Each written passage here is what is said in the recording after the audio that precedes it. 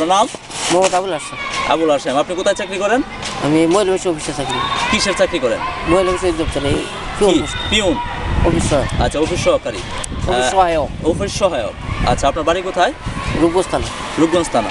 আচ্ছা, ঠিক আছে। আপনি মাতৃত্বকালীন যে বাতাটা, ওই বাতার জন্যে ওই মহিলাটার নাম জানি কি, শানু নাকি?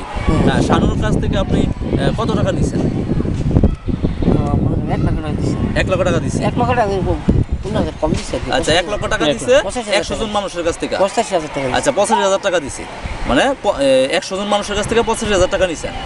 আচ্ছা, এখন এই টাকাটা যে নিলেন, মানে তাদের মাতৃত্বকালীন একটা ভাতা দেওয়ার জন্য, ভাতাটা কত? ভাতা 2 বছরে 12,000 টাকা। 2 বছরে 12,000 টাকা পাবে। আচ্ছা, যে 85,000 টাকা নিচ্ছেন এর থেকে আপনি কত পাইছেন, আর আপনার বস যিনি উনি কত পাইছেন? উনি ওই যে 85,000 টাকার থেকে মনে করেন অর্ধেক নিচ্ছে। আচ্ছা, দুজনে অর্ধেক অর্ধেক করে নিছেন। আচ্ছা, ওনার নাম কি যে নিছে? মোহাম্মদ আমির হোসেন। আমির হোসেন। উনি কি পোস্টে চাকরি করে? অফিস সহকারী কাম কম্পিউটার অপারেটর। অফিস সহকারী কাম কম্পিউটার অপারেটর, এই পোস্টে চাকরি করে। ওনার বাড়ি কোথায়? রায়পুরা থানা। রায়পুরা থানা। আচ্ছা, ঠিক আছে। উনি মহিলা বিষয়ক অধিদপ্তরে। হ্যাঁ,